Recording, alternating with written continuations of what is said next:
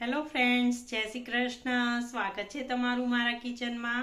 આજે આપણે પાલક પનીર પકોડા બનાવીશું અને અમારી રેસીપી તમને પસંદ આવે તો મારી ચેનલ તમે લાઈક, શેર અને સબસ્ક્રાઇબ જરૂરથી કરજો અને નીચે આપેલા બેલ આઇકનને ક્લિક કરશો જેથી તમને મારી આવી નવી રેસીપીની નોટિફિકેશન મળતી રહેશે. અહીંયા મેં પાલકને સરસ ધોઈને રાખ્યો છે અને પાનાને અલગ અલગ કરી દીધા છે. એને આપણે અહીંયા મેં ગરમ પાણી કર્યું છે ઉકળતું, એમાં આપણે 10 સેકન્ડ રાખીશું અને પછી એને કાઢી દઈશું. અહીંયા મેં બેસણ લીધું છે અને 2 ચમચી ચોખાનો લોટ લીધો છે. પકોડાનું બેટર બનાવીશું અંતે આપણે. અહીંયા મેં થોડો અજમો લીધો છે, એને આપણે હાથથી સરસ મસળી દઈશું અને અંદર ઉમેરી દઈશું. થોડી હળદર ઉમેરીશું, અંદર ટેસ્ટ પ્રમાણે મીઠું ઉમેરીશું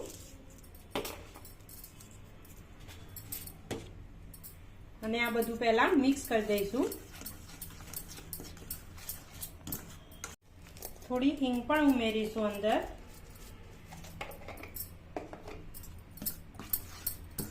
અને સારી રીતે મિક્સ કરી દઈશું. હવે આપણે થોડું પાણી ઉમેરીને એક બેટર બનાવી દઈશું આનું.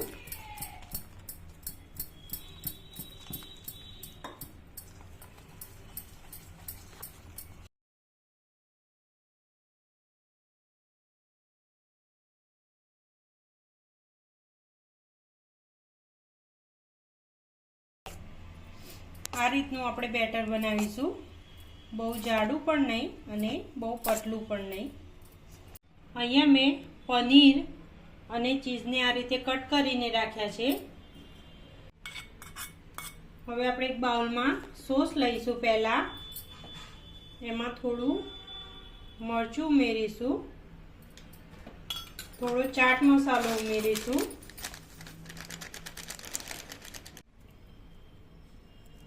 થોડી ચીલી ફ્લેક્સ ઉમેરીશું, થોડો ઓરિગેનો પણ ઉમેરીશું,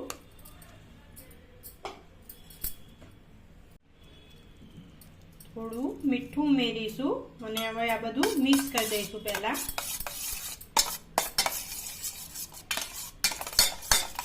આજે આપણે પનીર કટ કરીને રાખ્યું છે એ અંદર ઉમેરીને મિક્સ કરી દઈશું. એને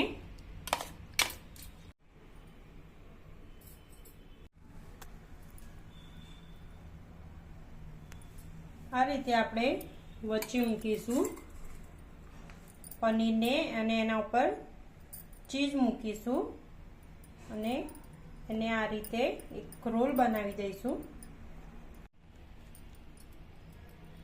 આ રીતે આપણે બધા પેક કરી દઈશું. આ રીતે આપણે બધા પાલકમાં પેક કરી દીધા છે. હવે આપણે આ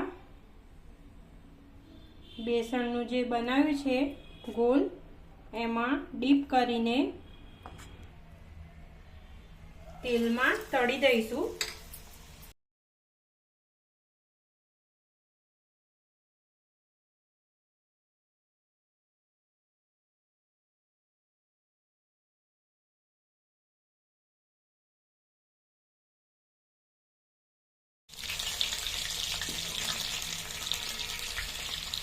આપણા પકોડા તૈયાર છે.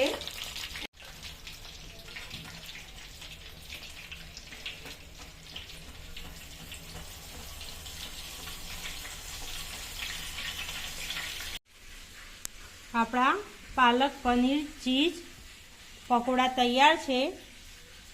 આ રીતે તમે એકવાર જરૂરથી ટ્રાય કરજો. જુઓ, અને આ મારી રેસીપી તમને પસંદ આવે તો મારી ચેનલને લાઈક, શેર અને સબસ્ક્રાઈબ જરૂરથી કરજો અને નીચે આપેલા બેલ આઇકનને પ્રેસ કરશો જેથી તમને મારી આવી નવી રેસીપીની નોટિફિકેશન મળતી રહેશે.